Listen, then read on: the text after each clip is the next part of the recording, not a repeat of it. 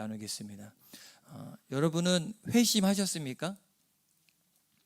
회심이 뭐예요? 회심. 마음이 바뀌는 것을 회심이라고 합니다. 우리가 회심을 말할 때 두 가지 경우가 있습니다. 하나는 이 점진적인 회심이 있고 하나는 급진적인 회심입니다. 점진적인 회심은 천천히 시간이 지나면서 사람이 바뀌어가는 겁니다. 대표적인 예로 성경의 디모데를 들 수 있습니다. 디모데는 믿음의 집안에서 태어나서 외할머니 로이스와 어머니 유니게의 믿음의 영향을 받으면서 자라났습니다. 그러고 보니까 모태신앙인 거죠. 어렸을 때부터 같이 가정교육을 받고 같이 은혜를 나누면서 점진적으로 예수님을 개인의 구원자도 받아들였습니다. 반면에 급진적인 회심을 경험한 사람이 나오는데 오늘 읽었던 아마 사도 바울을 이야기할 수 있습니다. 사도 바울은 어느 날 갑자기 부활하신 예수님을 만났습니다. 그리고 변화되었습니다. 그런데 이런 급진적인 회심의 경우에는요, 개인에 따라서 이 다양한 형태의 이 종교적인 체험이 따를 수 있습니다. 오늘 우리가 읽은 말씀에 보면 사도 바울이 회심할 때 나타나는 현상이 있었습니다. 첫 번째가 뭐였냐면 하늘에 빛이 그를 둘렀어요. 갑자기. 상상을 한번 해보세요. 영화 같은 데 보면은 갑자기 이렇게 빛이 짱 하고 하잖아요. 제가 굉장히 좋아하는 구름이 있거든요. 가끔 이게 지나가다 보면 구름이 다 덮여 있는데 어느 한 곳에만 빛이 쫙 내리비치면 왠지 하나님이 사랑하는 원주야 라고 말할 것 같아. 그래서 되게 굉장히 좋아요. 그래서 그 구름만 보면 차 타고 오다가도 와 구름 봐 그래요. 저 이 사람이 그걸 알아서 그 구름 보면 야 아빠 좋아하는 구름 저기 있다 야 그렇게 이야기하거든요.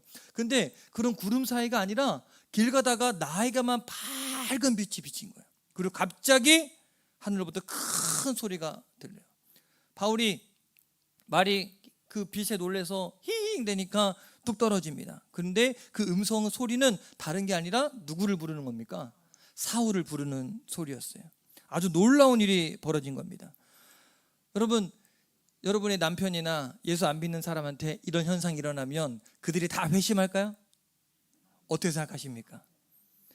회심할 때 이런 신기한 현상이 일어날 수도 있지만 그러나 이거는 회심의 본질이 아닙니다. 그렇다면 이 신앙적인 회심의 본질은 무엇일까? 그것이 오늘 우리가 나눠야 될 아주 중요한 주제입니다. 먼저 우리가 주목해야 될 것이 있는데 이 사도 바울은요 변화되기 쉬운 사람이 아니었다는 겁니다. 굉장히 어려운 사람이었어요.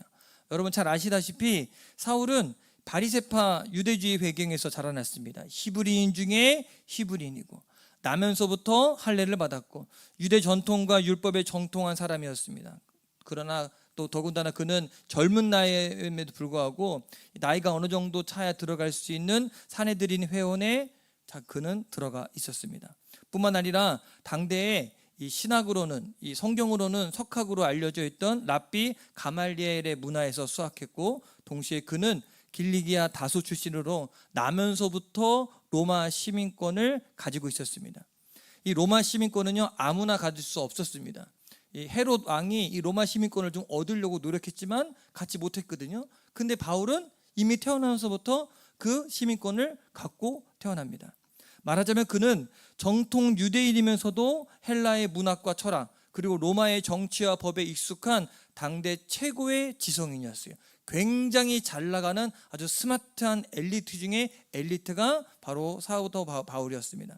이런 사실을 두고 볼 때 그가 예수 믿는 사람들을 잡아서 감옥에 보내고 교회를 박해했던 것은 그냥 맹목적인 행동이 아니었습니다. 그는 하나님을 알았고 어떻게 보면 하나님을 좀 더 뜨겁게 사랑했던 것 같아요. 그래서 그가 보기에는 나름대로의 자신의 철학과 사상이 분명했기 때문에 자기가 옳다고 생각하는 것에는 자기 인생을 걸 정도로 열정이 있는 사람이었습니다.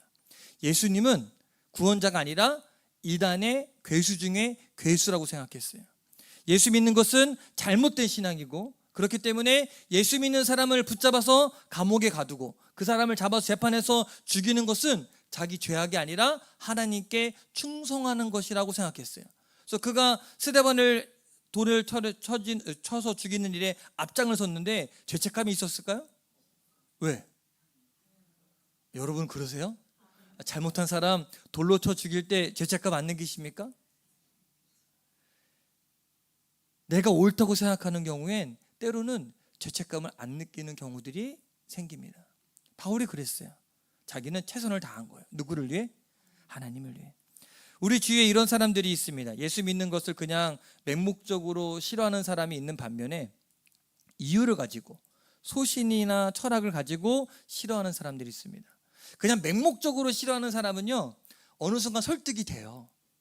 그냥 예수 믿는 사람들의 삶이나 행동 때문에 싫은 사람은 예수 믿는 사람이 좋은 행동을 보이면 변화돼서 믿기도 합니다. 그런데 자기가 분명한 소신이나 철학을 갖고 있는 사람은 정말 예수님 믿기가 어렵습니다. 혹시 여러분 막전엔 찐빵이라는 책을 아십니까?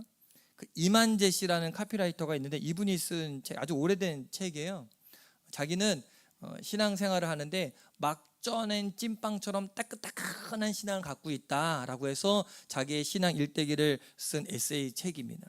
그가 쓴 책을 보면요, 처음에 그는 자기의 상식이나 철학으로는 예수 믿는다는 것이 도무지 이해가 되지 않았다고 합니다. 그런데 그가 결혼을 할 때 아내하고 약속을 했대요. 어떤 약속을 했을까요? 교회 다니겠다고. 그래서 어쩔 수 없이 아내에게 끌려서 교회에 다녔지만 그는 예수님을 믿지 않았어요.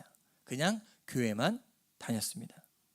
성경 말씀이 하나도 믿어지지 않았습니다. 목사님 설교를 들으면서도 참 뻥도 심하다라고 생각했습니다. 오병이어의 기적, 무리를 걷는 기적에 대해서 들으면서 그는 목사 양반이 멀쩡한 것 같은데 참 거짓말도 잘한다라고 생각을 했습니다. 그런데 어느 날 이 목사님이 설교 가운데 예수님이 바로 몸을 입고 이 땅에 오신 하나님이십니다 라는 말이 목사님의 말이 아니라 하나님의 음성으로 받아들이게 되었다는 거예요. 가슴에 탁 하고 꽂혔대요. 아, 그렇구나. 정말 예수님이 하나님이라면 보리떡 5개와 물고기 2마리로 5,000명 먹이는 거 얼마든지 가능하지. 무리로 걷는 거 아주 쉬운 일이지. 예수님이 하나님이라면. 그 순간 성령님이 그의 마음을 만지기 시작했고 그는 예수님을 인생의 구원자로 받아들였습니다. 그는 그렇게 예수님을 만나고 예수님을 하나님으로 자기 인생의 주인으로 고백했습니다. 그리고 나서 그의 마음 가운데 찬송이 터져나오기 시작했다고 합니다. 예수 사랑해요. 할렐루야. 이렇게 혹시 우리 주변에 이런 남편이나 이런 가족이나 우리 이웃이 있고 고집세고 자기 나름대로의 인생관을 가지고 예수 믿기를 거부하는 가족이나 이웃이 있어도 여러분 절망하지 마세요. 그렇게 변화되기 어려운 사람이라도 회심하면 사도 바울처럼 쓰임 받을 수 있습니다. 그래서 우리 마음에 저 사람은 안 돼, 이거는 생각을 버려야 됩니다. 안 되는 사람 있습니까? 하나님이 구원 못 시킬 사람 있을까요? 안 될 것 같으면 그 사람을 위해 더 기도하시면 하나님 반드시 만나 주실 겁니다. 예수님을 만나기 이전에 바울의 모습이 어땠는지 오늘 1절 2절에 대해서 아주 자세하게 나옵니다. 함께 찾아서 같이 읽어보겠습니다. 1절 2절 말씀입니다. 시작. 사울이 주의 제자들에 대하여 여전히 위협과 살기가 등등하여 대제사장에 가서 다메섹 여러 회당에 가져갈 공문을 청하니 이는 만일 그 도를 따르는 사람을 만나면 남녀를 막론하고 결박하여 예루살렘으로 잡아오려 함이라. 이 바울은 예수님의 제자들에 대해서 위협과 살기가 아주 등등했다. 여러분 어떤 사람을 위협과 살기가 등등하다고 이야기합니까? 도끼가 올라서 내가 저 사람을 어떻게 하겠다라는 사람, 이 악에 꽉 찬 사람, 그러면 같이 눈 마주치고 대화하고 싶습니까? 그런 사람은 상대해야 될까요? 피해야 될까요? 이 바울이 그랬다는 거예요. 예수님의 제자들에 대해서 위협과 살기가 등등했고 예수 믿는 사람들을 잡아오기 위해서 자기 지역이 아니라 다메섹으로 가고 있었습니다. 당시 유대인들은 세계 어느 나라에 흩어져 살아도 이 사내들인 공회의 지시를 받아야 되고 명령을 들어야 되는 그런 규칙이 있었습니다. 그래서 바울은 자기 명의대로 한 것이 아니라 대제사장한테 찾아가서 내가 잡아올 테니까 문서 하나만 만들어 주십시오. 내가 그런 권한을 나에게 주십시오. 그래서 공문을 갖고 예수 믿는 유대인들을 잡아오려고 한 겁니다. 여러분 예루살렘에서 다메섹까지의 거리가 얼마나 될까요? 여러분 얼마나 되면 가실래요? 우리 차 타고도 한 20분 가면은 한 20km, 30km 가잖아요. 여기서 문상까지 한 20km 나오는데 차로 한 20분 가야 갈 수 있지 않습니까? 그런데 다메섹까지의 거리가 240km입니다. 차가 있는 게 아니에요. 여기서 대전까지의 거리가 240km인데 거기를 말 타고 간 거예요. 열심히 특심이죠. 바울은 그 먼 길을 딱 하나요. 누구 잡아 죽이려고? 예수 믿는 사람들 잡아오려고. 누가 이런 바울의 걸음을 멈추게 할 수 있을까? 이렇게 살기 등등한 사람의 마음을 누가 뒤집을 수 있을까? 여러분이 하나님이라면 에이 그래 넌 그렇게 살아라 라고 버려둘래요? 아니면 포기하지 않으실래요? 여러분이라면 하나님은 포기하지 않습니다. 우리가 두 번째 기억해야 됩니다. 하나님의 끈질긴 사랑.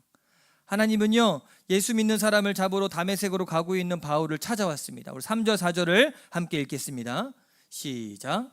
사울이 길을 가다가 다메섹에 가까이 이르더니 호련히 하늘로부터 빛이 그를 둘러 비추는지라 땅에 엎드러져 들음에 소리가 있어 이르시되 사울아 사울아 내가 어찌하여 나를 박해하느냐 하시거늘. 자, 여기 보니까 다메섹에 거의 다 이르렀을 때 태양보다 더 밝은 빛이 갑자기 바울과 그 일행을 다 둘러 비춥니다. 그 빛이 얼마나 강력한지 바울이 그만 땅에 엎드러졌는데 그의 음성이 분명하게 들립니다. 사울아 사울아 네가 어찌하여 나를 박해하느냐.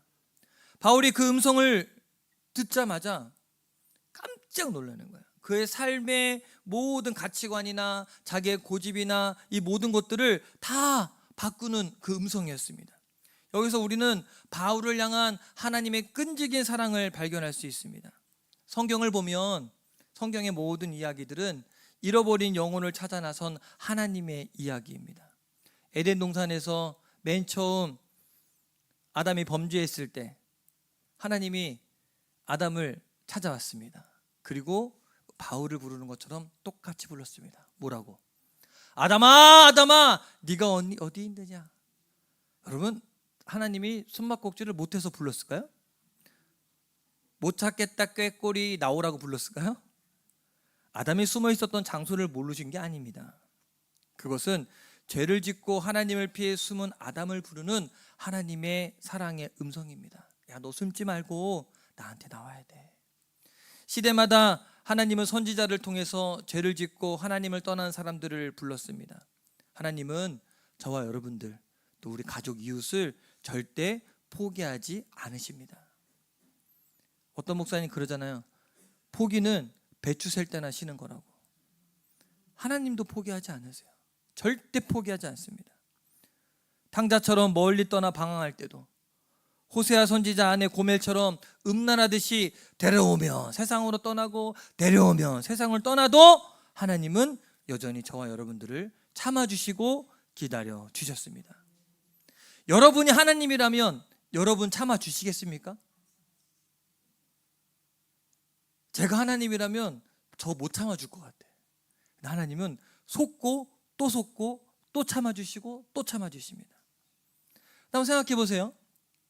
다메섹으로 가는 이 바울, 하나님이 그 순간 바울을 포기하고 야 어떻게 너는 내 사랑하는 제자들을 다 잡아 죽이냐 라고 분노로 쏟아부었다면 어떻게 되었을까요? 바울 지옥 가도 뭐 할 말 없죠. 말에 떨어져 갖고 목이 부러져 죽어도 할 말 없죠. 왜? 핍박했으니까. 근데 만일 저와 여러분에게 하나님이 참아주시지 않고 죄를 짓는 순간 하나님이 저와 여러분들에게 너무 실망해서 우리를 포기해버린다면 우리 인생 어떻게 될까요? 만약 하나님이 우리에게 지쳐버린다면 야 이제 그만 좀 해라. 생각만 해도 아찔합니다. 그런데 여러분 염려하지 마십시오. 하나님의 사랑은 변함이 없고 하나님의 사랑은 끈질긴 사랑입니다. 따라해 볼까요? 하나님의 사랑은 끈질긴 사랑입니다. 한 번에 예수님께서 이런 하나님의 마음을 비유로 가르쳐 주십니다. 야, 너희에게 양이 100마리 있다고 치자.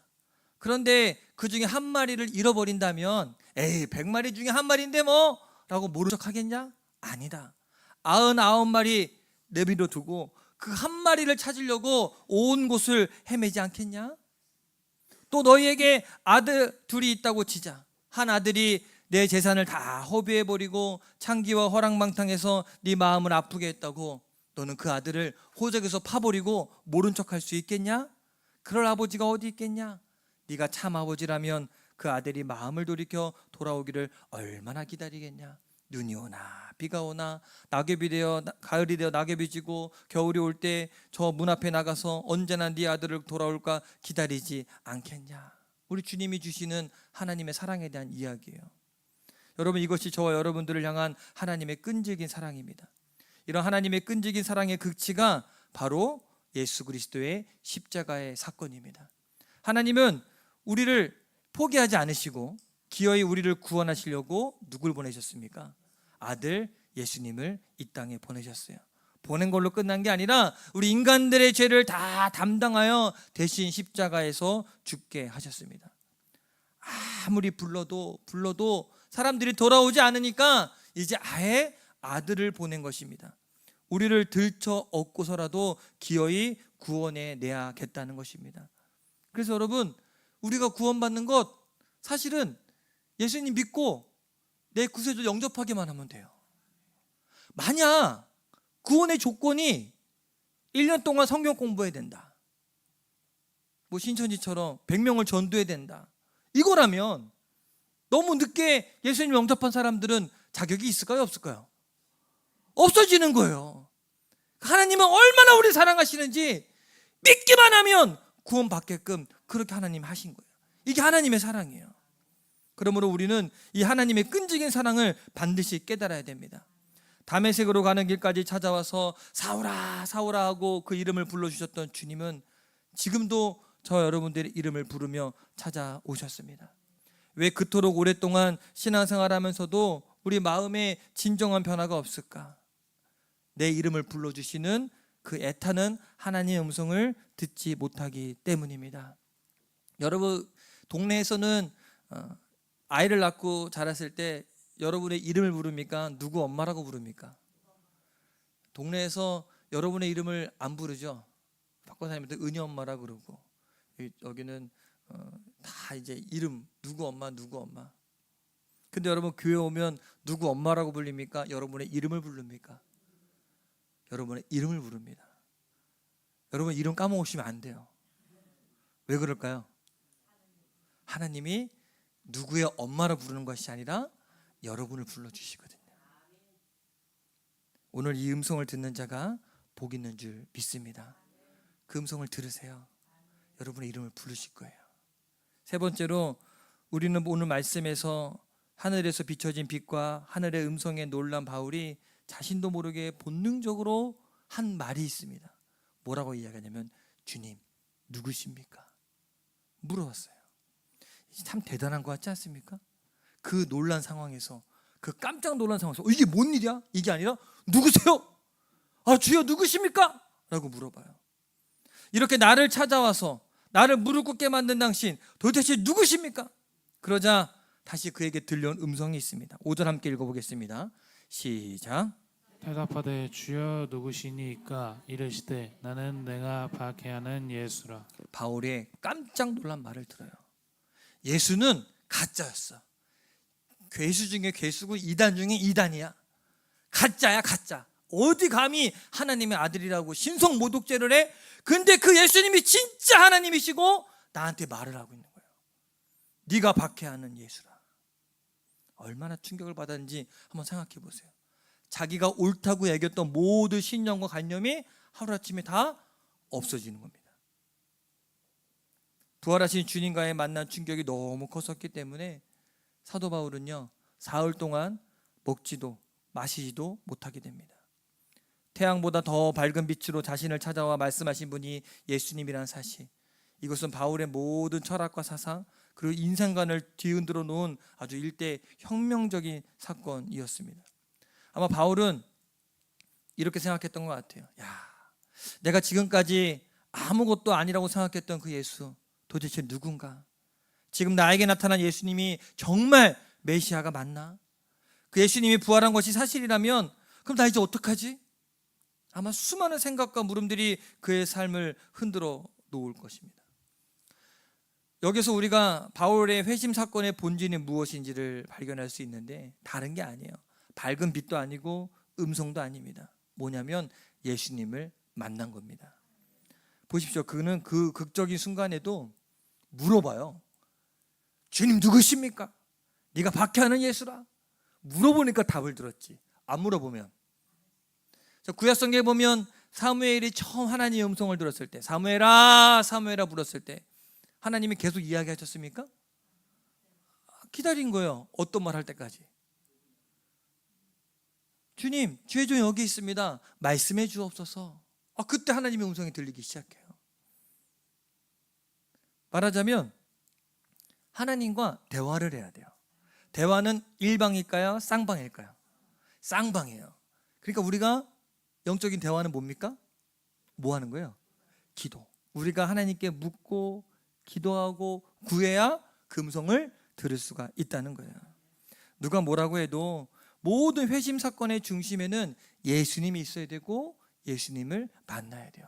이걸 빼고 얘기하면 안 돼. 사실 사람들은요, 예수님 만나지 않고도 어느 정도 변화가 되는 사람들도 있습니다. 어떤 사람은 책을 읽고 내가 착하게 살아야지라고 결심할 수 있습니다. 최근에 아주 유명한 드라마가 있었어요. 폭삭 속았수다라고. 이 어떤 내용이냐면 폭삭 속았수다가 제주도의 용어로 고생했다, 수고했다, 해녀들이 나오면서 너 참 고생 많았다, 그래서 폭삭 속았수다라고 한대요. 이게 굉장히 유행을 했어요. 왜냐하면 남편이 가부장적인 남편이 아니라 아내한테 굉장히 잘하고 가정에 헌신적인 남편, 관식이라는 주인공이 있는데 그 이야기를 하면서 사람들의 인식이 많이 바뀌기 시작했어요. 그래서 실제로 남편들이 그 드라마 보고 변했대요. 막 소리 지르는 남편이 아니라 착한 남편으로. 그러니까 바뀌고 싶은 남편이 있으면 그 드라마 보여주시면 돼요. 근데 그게 진짜 변할까요? 얼마나 갈까요 그거? 왜 간증 나시는 것처럼 얘기하시면 안 돼요. 얼마나 갈까 그 변화가? 그럴 수 있어요. 그런데 이것은요, 도덕적인 변화에 불과합니다. 또 어떤 사람은 깊은 병에 걸려서 교회를 찾아 나올 수 있습니다. 기도하고 병을 고칠 수 있어요. 그러나 병이 낫고 교회에 다니게 되었다고 하더라도 그거 자체로 진정한 변화라고 할 수 있을까요? 왜 그럴까? 병은 교회 아니고 어디 가서도 고칠 수 있어요. 심지어 무당도 병 고쳐요. 병원 가도 되고 약국 가도 되고. 병 고치는 것이 하나님의 역사일 수도 있지만 그 자체, 병 낫는 거 하나가 변화와 회심은 아닙니다. 진정한 회심은요, 병 고친 사건을 통해서 예수님이 내 병을 고치셨구나, 예수님이 나의 구원자 되시는구나, 내 인생의 주인이구나 라고 깨달았을 때 진정한 변화가 일어나는 겁니다. 또 어떤 사람은 교회에 와서 신비한 영적인 경험을 할 수 있습니다. 환상을 볼 수도 있고 갑자기 몸이 떨리는 경험도 하게 되고 방언을 말하기도 합니다. 그럼 신비한 경험을 하면 회심했다고 이야기할 수 있을까요? 저는요, 하나님의 음성을 듣고 병 낫는 치유의 은사를 갖고 있으면서도 불구하고 엉뚱한 삶을 사는 사람들을 종종 목격하게 됩니다. 그게 다가 아니거든. 예수님을 만나지 못하고 병 낫거나 신비한 현상을 경험하는 것, 무당 찾아가서 굿하는 거, 그런 체험하는 거와 별반 다르지 않습니다. 우리가 계속해서 성경을 보면요, 아주 가장 중요한 포인트는 그런 신비한 형상과 그런 것들이 아니라 회심에는 누가 있어야 된다? 반드시 예수님이 있어야 된다는 거예요. 바울은 땅에서 일어나서 눈을 떴는데 아무것도 보이지 않아요. 성경에 보니까 눈에 비늘 같은 게 껴있다 그랬어요. 그러니까 자기 힘으로 가지 못해서 다른 사람들에 이끌려서 다메섹으로 들어갑니다. 의기양양하고 살기 등등하던 그 사람 모습은 더 이상 찾아볼 수 없고 이제는 아무것도 먹을 수 없고 마실 수도 없는 그러한 사람이 되었습니다. 며칠 동안? 사흘, 3일 동안 그 자신이 새롭게 태어나는 해산의 고통 같은 그런 시간이었을 것입니다. 이것은 예수님께서 3일 동안 무덤에 계셨던 것 같은 시간이고 사흘 동안 물고기 뱃속에 있었던 요나의 시간이기도 합니다. 사흘이라는 시간은요, 그 길이가 중요한 것은 아니지만 이 사흘 동안의 고통은 그가 새로 태어나기 위한 시간이고 그 내면의 믿음이 변화되는 시간입니다. 여러분이 바울이라면 이 사흘 동안 어떤 생각을 제일 많이 했을까요? 돌아보지 않을까요? 내가 과거에 옳다고 생각했던 생각들, 내 잘못된 판단들, 잘못된 시간들, 내가 좋게 여겼던 그 모든 것들을 아마 돌이키는 시간이었을 것입니다. 그리고 나서 사흘 후에 아나니아라는 선지자가 와서 그가 기도하니 눈에서 비늘 같은 게 벗겨져 나갑니다. 그리고 바울이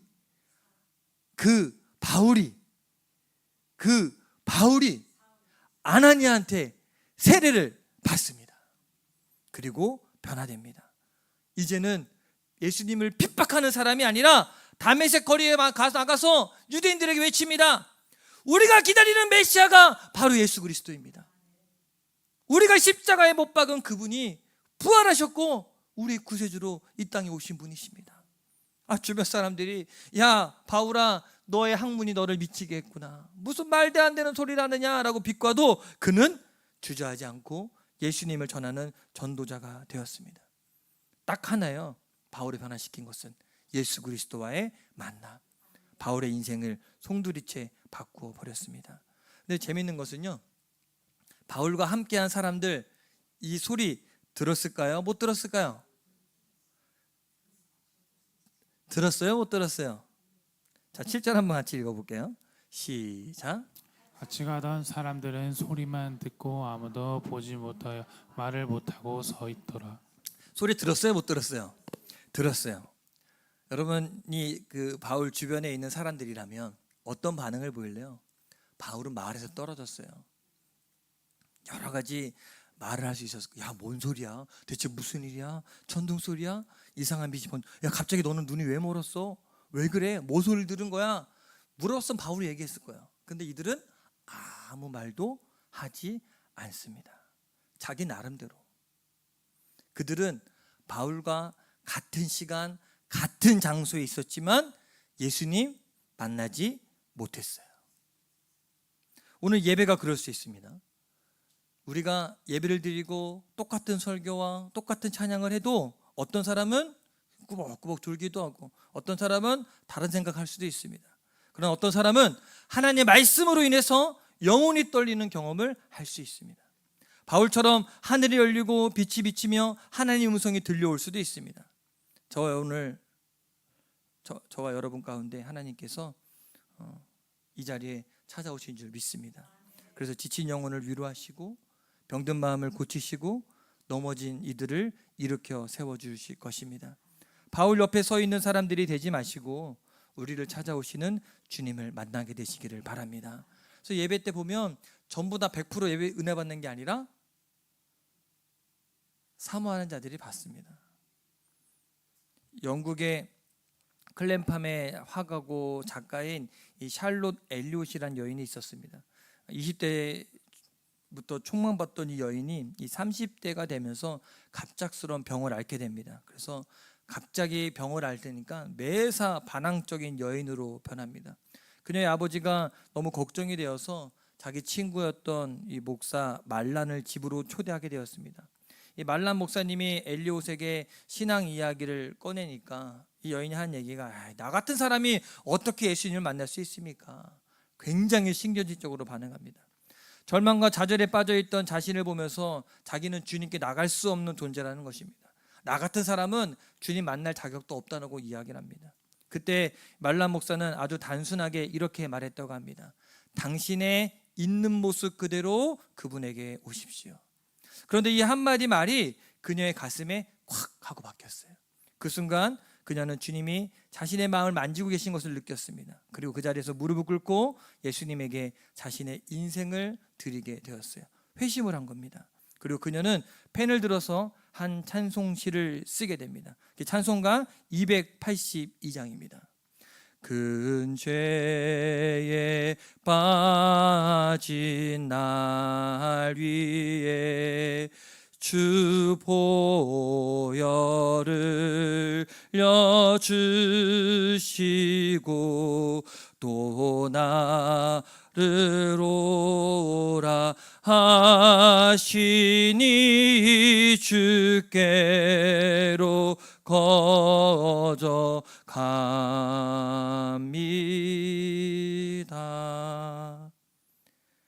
우리 찬양 가사에는 찬송가 282장에 큰 죄에 빠진 날 위에라고 되어 있는데 이 찬송의 원 제목, 이 여인이 썼을 때 Just as I am 이라는 제목을 썼어요. 무슨 뜻이냐면 있는 모습 그대로, 나 있는 모습 그대로. 만약 여러분 중에 어떤 사람이 내가 어떻게, 나 가진 것도 없고 나 나이도 많고 나는 능력도 없는데 내가 어떻게 예수님께 나올 수 있는가라고 묻는다면 그 대답은 분명합니다. 있는 모습 그대로 나오십시오. 있는 모습 그대로 주님께 오시면 주님은 바울을 만나고 그 인생을 새롭게 한 것처럼 저 여러분들의 인생을 새롭게 하실 것입니다. 혹시 아직 우리 가운데 예수님의 음성을 듣지 못하고 인격적인 만남을 갖지 못해서 진지한 회심을 경험하지 못한다면 오늘 예배가 바울이 주님 만난 것처럼 저 여러분들이 주님을 만나는 시간이 되기를 간절히 축원합니다. 더 이상 주님 피해 다니지 말고 바울처럼 주여 누구십니까? 주님을 향해서 똑바로 묻고 주님과 맞닥뜨려 보십시오. 주님 누구십니까?